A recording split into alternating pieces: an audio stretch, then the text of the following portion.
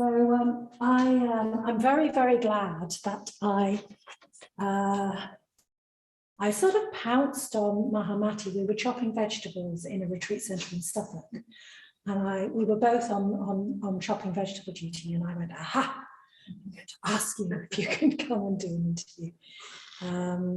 So yeah, for so many reasons, I think will become clear. But yeah, thank you very much for agreeing to do this. So as Shantiprabha, well, you'll get a sense that Mahamati has been involved in Triratna FWBO for very many years, and you were actually ordained in 1977 by Bhante Sankarachta. And I just wanted to get a sense of how big the order was at that time, roughly. As far as I can remember, I was about number 85. Yeah, but I think probably there had been more people ordained before then. Like a lot of the very early order members, quite a lot of the very early order members, they didn't stay very long. They kind of wandered off. But I think there might have been 85 order members. And actually, quite relevant is when I went on my first order convention in 1978, so about 6 months after I was ordained, I think there were about 12 women. Yeah, so 12, it gives you an idea of the gender difference at that time. So there might have been about 12 dharmacharinas and 80 dharmacharis. Yeah, we weren't called dharmacharis and dharmacharinas then actually, but order members. And now I believe the numbers are close to 2,500. So, I mean, this could take us all night to talk about, but just sort of briefly, like what aspects of the difference do you notice? Sort of like what most strikes you about the difference between being one order member among 85 and then now being an order member among 2,500 in 29 countries in the world? Yeah, well, it's a bit sort of hard, as you say, one could say a lot probably, and I'd need to think about it a lot as well. Obviously, when there's that number, you knew almost everybody. Although at that time we had centre in New Zealand, so I didn't meet all the order members in New Zealand, but most of those from New Zealand would come to the UK. So things were really UK centric. So at that time we had centres in Helsinki. And why we had a centre in Helsinki is because a very early order member in London was Finnish. So when he went back, and I think it's pretty similar with New Zealand, but people would have come into contact in London and then gone back and started things. But New Zealand had order members. When I was ordained, no order members in India. So that's a big difference. Our movement started in 1978, the year after I was ordained. So in India. In India, sorry, in India. So yes, and actually no Indian order members came to the UK for conventions for another 10 years. I remember the first time Indian order members came to the UK was a convention in 1979, something like that. 3 of them. Although I had been to India, because Shantiprabha mentioned I worked for Karuna, as he did. We worked very closely together. And but if you hadn't been to India, you wouldn't know Indian order members. But now, Indian order members come here. Some Indian order members live here, even quite a few. So that's a big difference. But another difference, I don't know. Well, okay. When I first went along to a centre, and even when I was first ordained, most often the teaching centred on, say, a tape lecture by Bhante Sankarachta. So, and we would have speakers and we would teach meditation, but we would often listen to his lectures. And when we went on retreats, we would often play his lectures. And for myself, I loved it. I mean, that was what actually drew me in initially. The very first time I went to the Norwich Centre was listening to a lecture by Bhante, our founder and teacher, on the meaning of spiritual community. And that lecture changed its life. And still my life. And still when I hear that lecture, I think the whole of my life since then has been like an exploration of what he says in that lecture. So I really recommend to anybody that lecture, The Meaning of Spiritual Community, which he had given in New Zealand in 1974 as part of a series. Yeah. So I think Bhante can be a bit more in the background. He even sometimes it seems in the order. Now there's a great positive there as well, in the way he would have wanted it like that in some ways, because there's many very, very capable speakers, and many of us have been practicing for quite a long time, and so that's what he would have wanted. At the same time, you're asking me for differences. Maybe I'll just tell a difference without necessarily making a judgment. That's one could kind of look at that. Probably it's a natural development, and perhaps there's a danger, and perhaps also it's also great that we've grown and matured. So I think that's a big difference actually.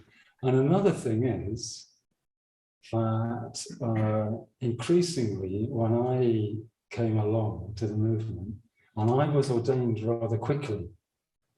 I was ordained when I was 22 years old. I was just 22 actually, just after my 22nd birthday. And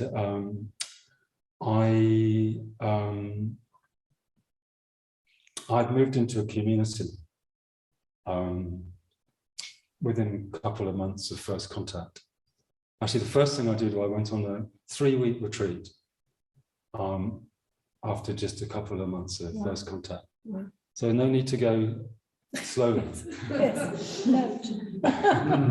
And the retreat centre at Madhyamaloka had just opened. Actually, it opened in June '76.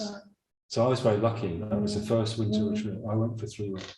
And after that, I requested to move into first community in Norwich, where I lived there, and that's where I met Shanti. So many of us lived in communities. There were family order members with families, but much, much less. And most of us worked increasingly in team-based right livelihood businesses. And there were many opportunities, more opportunities than there are today, I think, or as developed. So those are some of the differences. I'm sure there's loads, but I can think of.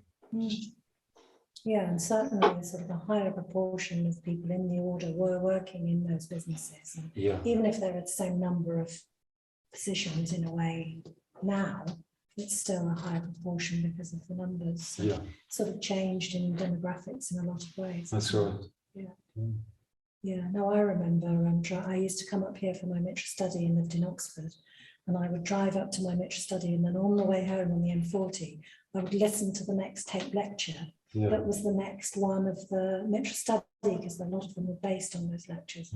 And it would just like keep me really zingy all the way home to Oxford quite late at night then, you know, I wouldn't get home till 10:30. And people used to say, how can you come up from Oxford every week, you know? And I'd say, well, you know, it's like listening to the next tape really kind of gave me a lot of energy, you know, I remember feeling very sort of excited about listening to those. Yeah. I want to go on now I want to put my clock where I can see it first, and then I want to ask you about the responsibilities you've held in the order and movement, and because you were one of, you know, you are probably fairly early on, you there was a lot to do, there was a lot to build, there were a lot of things to kind of organise and make happen and coordinate. And you've had some quite demanding roles in Triratna. And in a way, the word that came to us when we were thinking about this was you've served Triratna in that kind of a way, and in demanding ways. And I wanted to ask you about two of those particularly tonight. One is in relation to being a public preceptor. And you might have heard about public preceptors, especially when we have a welcome like we did with a Bayadara, and Pranya Bandhu was his private preceptor, but he also referred to his public preceptor. So we've not really gone into that very much, so I wanted to go into that. And also you were International Order Convenor for 10 years more. I don't know how long it was. I was International Order Convenor for 8 years. 8 years, Yeah. okay. So I'd like to talk about that as well. And we've just sort of conferred a bit about some of the questions that I'll be asking. So I'm not kind of asking these completely out of the blue. So can you first just say a little bit more? The contract holder. I've got the full liability. I guess you can think about it that way. You have to. Pressure's on me. Yeah. So What do GPs get? what I thought I'd do is talk a bit about what a preceptor is and then what the public bit means. Okay. So, yeah, I mean, if I can talk to you as well as to Matrisara, I mean, some of you will be, many of you will be very familiar, not least those ordained or those who've asked for ordination. Some here are also preceptors. And including you, Matrisara, Samachitta, Shantiprabha, Shodakirti, quite a few. So, and others won't know so much. Okay, but so what a preceptor is, well, because the most basic thing is that there's somebody who gives precepts. That's obviously.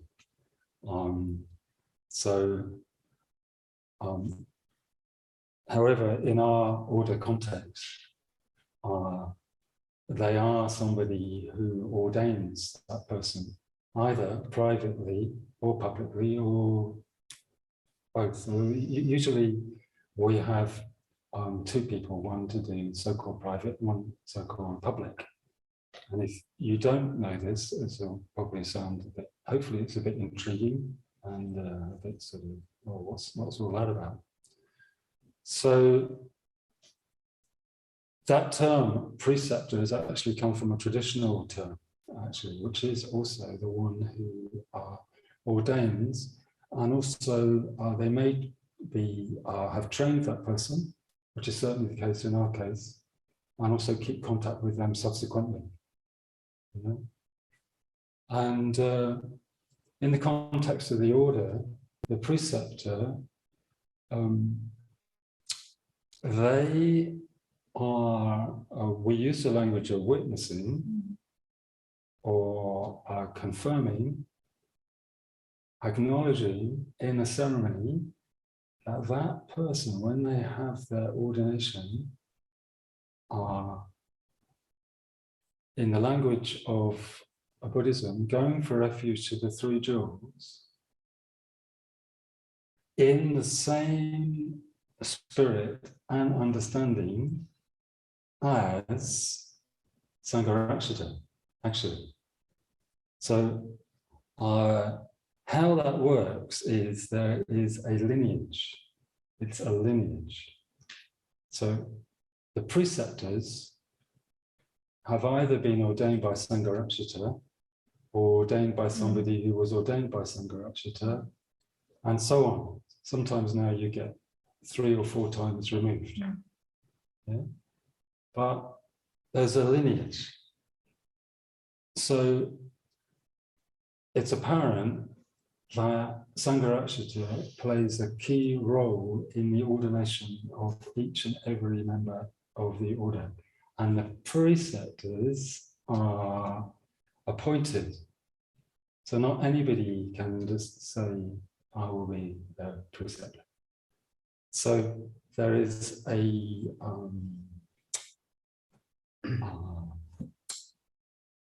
well, actually, I come to it, but actually the public preceptors, people like me, but there's plenty others like me. There's 45, 50 of us now. There's plenty around the world, out of 2,500. We finally decide who the new preceptors will be.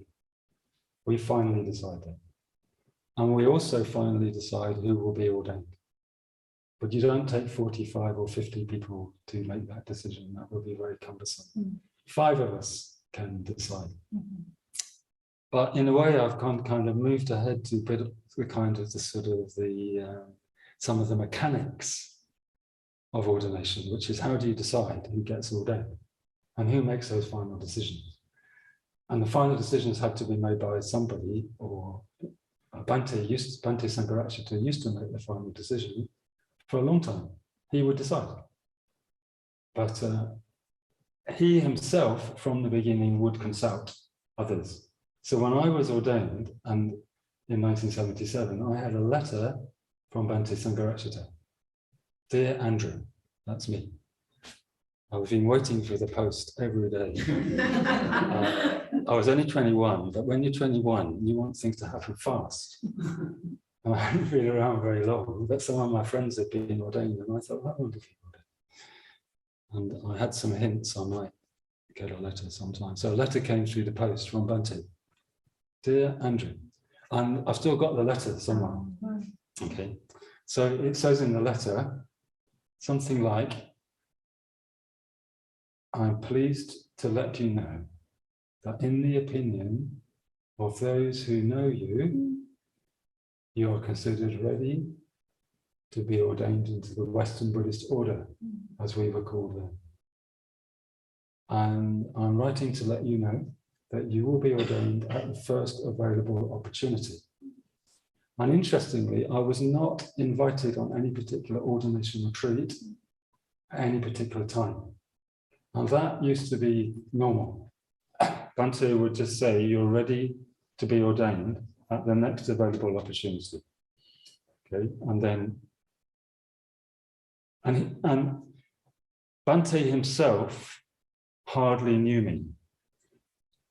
And that, even after 10 years, that was the case. The order had been going a bit less than 10 years, hadn't it, 1976. He was relying on what others said. Okay, so why I'm mentioning that is that the consultation was there from the start. Bhante never just, well, he might have, I suppose, just in the first 12, he obviously just ordained them in 1968. But once there were enough people who had some idea of what ordination is, he would ask them, well, what do you think? He was always incredibly respectful, even though we were young and didn't know anything like what he did. He would ask. So we, public preceptors, when we make those decisions, we're asking those who know that person, well, what do you think? But we're also relying on our own direct experience. And many things we're trying to understand about that person, about their dharma life, the conditions of their life, and so on. There's no time to go into that. So now, why public preceptor? Okay, so in one way, it's simple. The private ordination is private, and the public ordination is public, but it's not really quite as simple as that, because it's not public in the absolute strict sense, like a public. We don't put it an advert in the newspaper or anything. And a lot of the public ordinations, so the private is literally with one other person. So just for those who don't know that, most of you would know that, but some wouldn't. The public is in front of others. If there's a public ordination at the Birmingham Buddhist Centre, which I think is going to be next year, and I'm going to have the privilege to be the public preceptor. Fantastic. It's known, is it? That person's going to be ordained? Yes. He told me he might be watching. I don't know whether he is here. David, he's going to be ordained. David will be ordained at the next available opportunity. And because he's a very busy man, it's taken quite a long time, but he's going to be ordained here. So you'll be able to come to a public ordination. But a lot of the public, it's in April, I think, next year. But a lot of the public ordinations take place at a retreat centre, maybe in a valley, like Abhayadara, who was welcomed back last week. Yeah. So, yeah, so the last point, because obviously you want to ask some other questions, I should think, is that what does the public really mean? It is not just that others are present. What it represents is that the ordination is in two parts, and there's no such thing as an ordination that is purely private and personal. That an order member is part of a spiritual community. And the public ordination particularly represents them being welcomed into that spiritual community. And even there's some extra vows that they take that reflect how they undertake to act within that spiritual community, which very briefly are or include to be in harmony with their companions in the Dharma life. And another one is to work for the benefit of others. And another one is to have loyalty to my teachers. So that was Bhante Sangharakshita, but also other spiritual friends. And the fourth is to practice for the attainment of enlightenment. So not like a kind of lesser aim. So order members take those vows publicly at their public ordination, and they repeat them after their public preceptor. And the public preceptor also at that time puts their kesa around their neck with the 3 jewels emblem and a lot more, if you look closely, and some other things. That's public preceptor. My next question is, how did you become a public preceptor? And when was that actually? I don't know. Yeah. So I was invited to be a public preceptor in 2004. Okay, so originally Bhante was the only public and private preceptor until 1985, about 20 years, when he asked some senior order members to go to India, men and women, to do some ordinations. And then he handed over by the end of the 80s, more or less. He did hardly any ordinations after that time. So how were they appointed? He simply appointed them. He said, because he had confidence in them. And initially there were very few. There were like initially a couple of men, or there were 1 or 2 others in India, but in the West, outside of India, was Subhuti and Subhadra on the men's side, and Sangadevi and Srimala and Ratnashuri. Okay, fast forward to 2004. In fact, I was the first batch, as it were.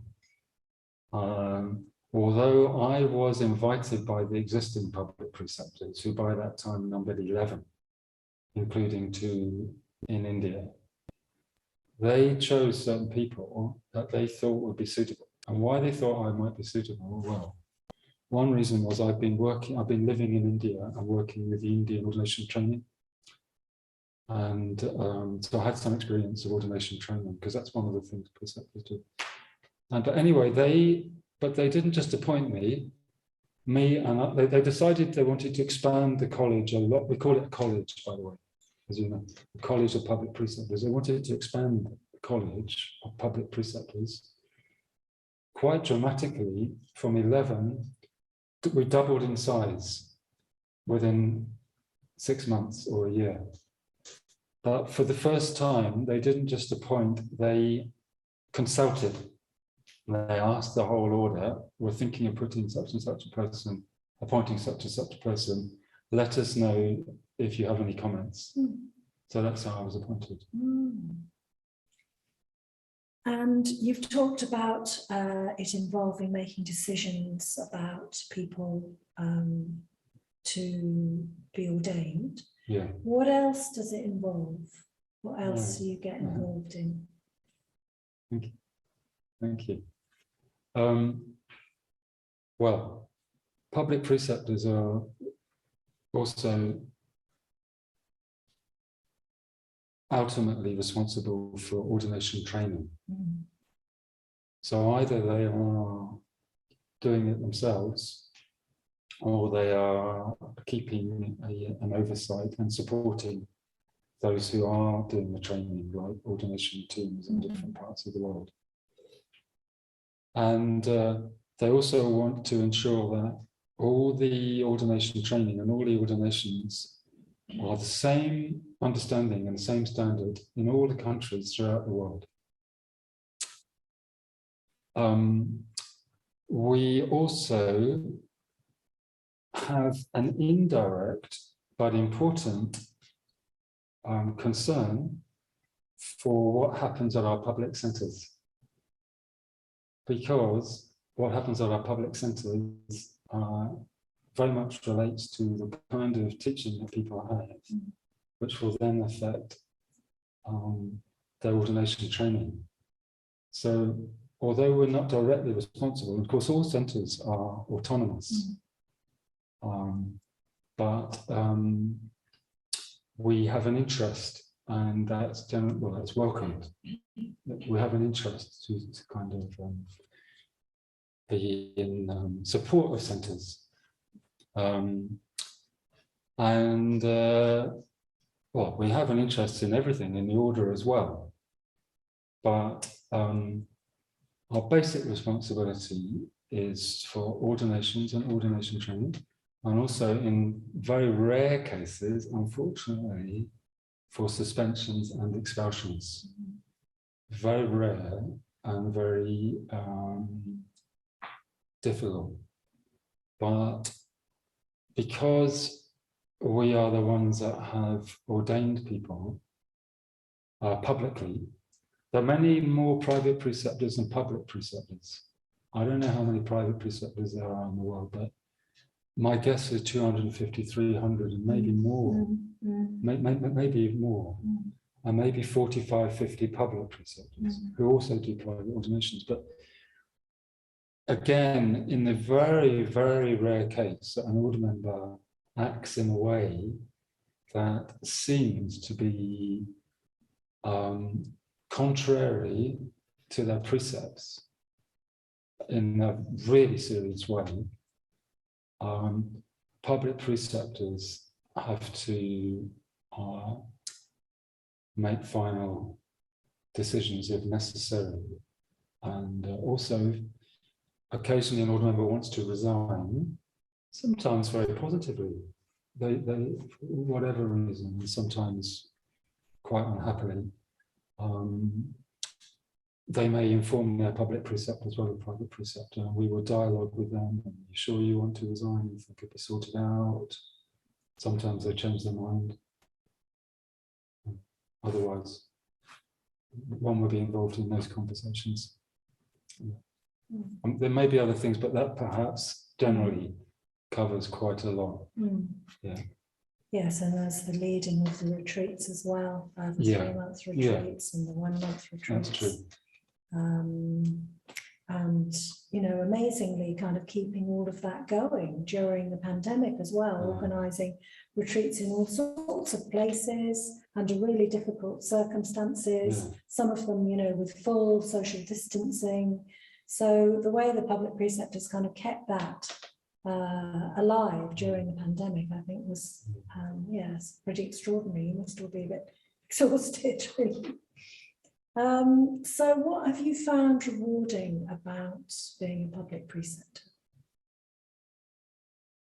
Well, because as Matrisara said, I knew she was going to ask that question. And just about all of it.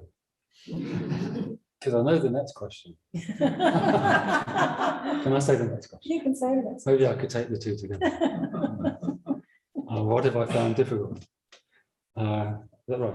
It is. Okay. Most of it is very rewarding. I mean, but I could say what I found most rewarding actually. It's the friendship. It's the personal. It's the what we call Kalyanaprabha. Beautiful friendship, lovely friendship. It's well, I had the good fortune to lead the 1 month retreat that your very own Abhayadara was ordained on. Yashudeva was his public preceptor. I wasn't his public preceptor, but I was there with them for a month. And yeah, actually, Abhayadara, I did know a little bit from 20 years ago, but not much. But we got to know each other quite well, and the other men. It was quite a small retreat compared to the retreats in Spain and the men's. The 3 months, they usually have about 18 men ordained. That's the capacity. And a team of 4. We had a team of 4, and we had 5 men ordained. And then we had a few more preceptors who joined for about 10 days. But it was one of the advantages, it was very intimate. And the 5 men made a very strong bond, but I also made a very strong bond. I publicly ordained 3 of them. I privately ordained 1. And then there was the Abhayadara. I didn't publicly or privately ordain them. But they're lifelong connections. And I haven't publicly ordained so many people relatively to quite a number of public preceptors. So I probably publicly ordained about 20 men. So it's not too difficult for me to keep, to keep in contact with all of them. But I know that all the public preceptors, even if they've ordained 80 or 90, are still interested in the people they've ordained.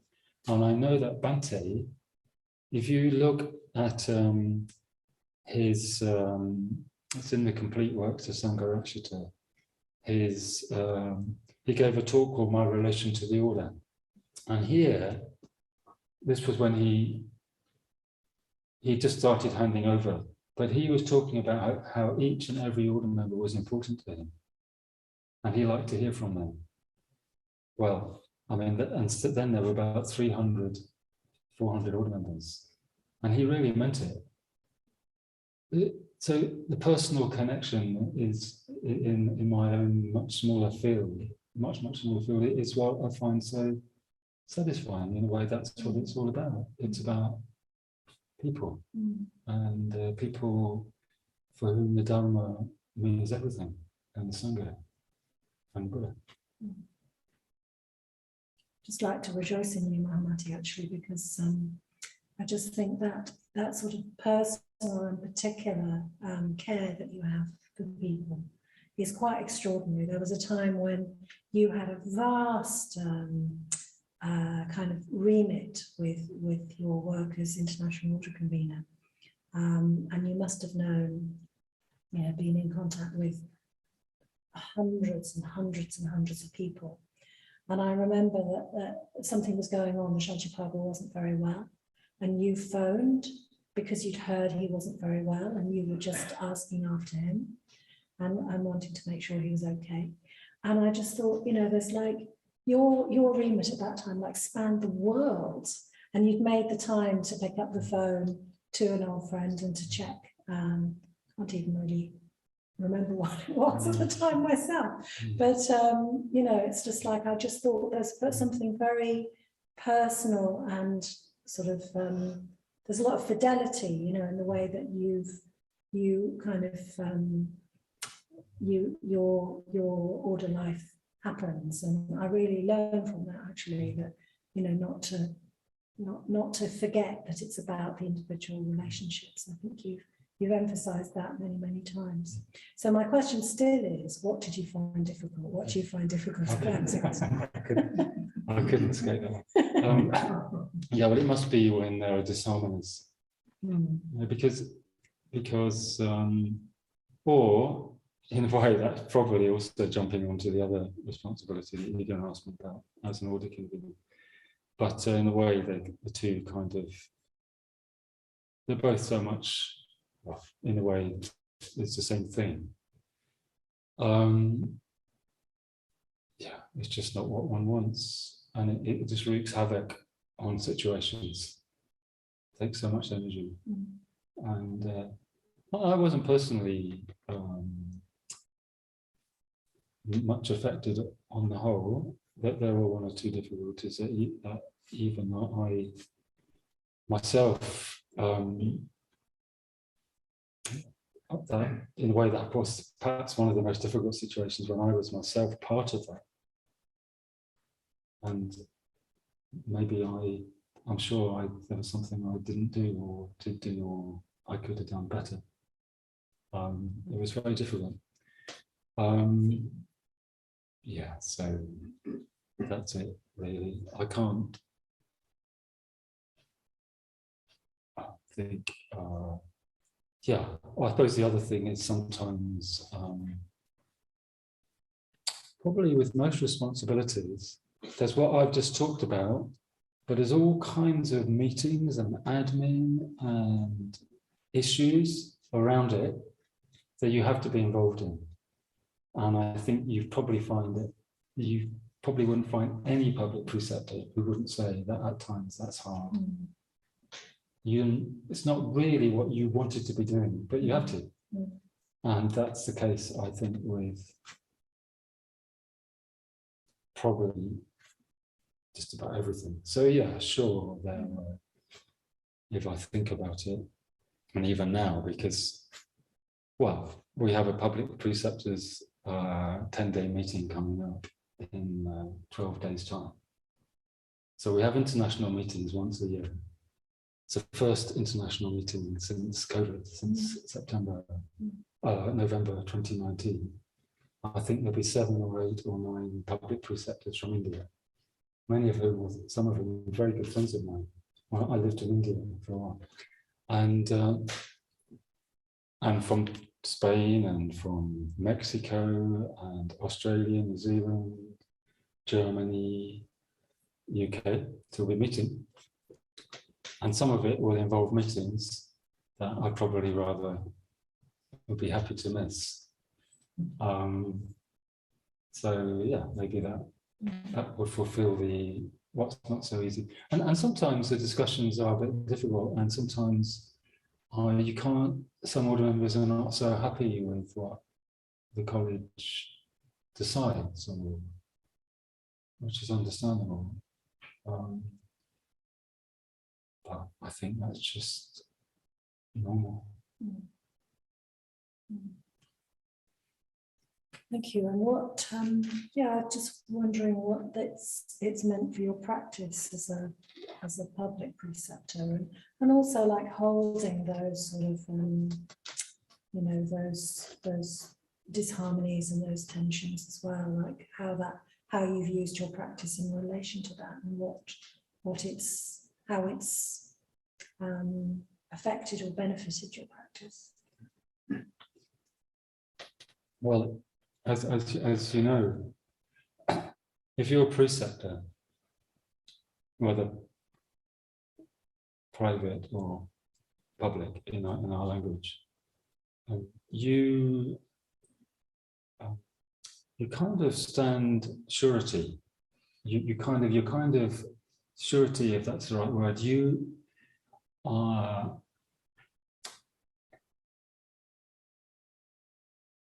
the people you ordain would hope that your commitment and your exemplification is pretty good. Dependable. Yeah, dependable. Yeah, dependable. Yeah. And actually, preceptors, all preceptors' practice is dependable. That's why they're preceptors. And we have a very, very good kind of natural way of choosing people, because they've already shown dependability. Like nobody will be made a private preceptor until they've been ordained 10 years, usually. And no one will be made a public preceptor until they've been ordained 15 years, usually. Sometimes we shorten it for very specific reasons. So all of us have that kind of, well,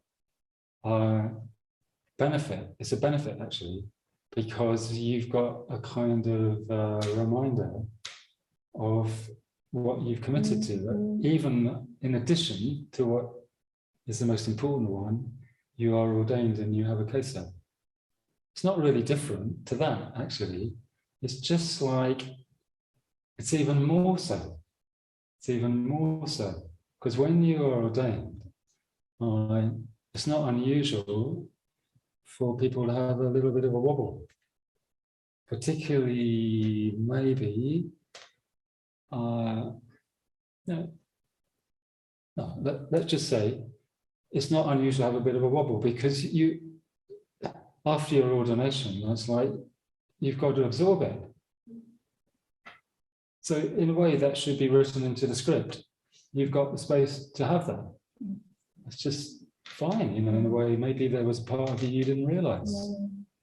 You can't get everything sorted out before ordination. We don't. It's not possible. By the time you're a preceptor, you should be reasonably stable, which is not to say in any way that private and public preceptors don't also have their wobbles. But you wouldn't expect them to have a wobble when they're not sure they want to be an order member, because that would be incredibly confusing for the people they'd ordained. Very, very rarely, I think maybe I can immediately think of 2 private preceptors who resigned. It's pretty unfortunate. It's an understatement, isn't it? But actually, the people they ordained are fine, because that's also why, that's another reason actually why the benefit you have 2 preceptors, a private and a public.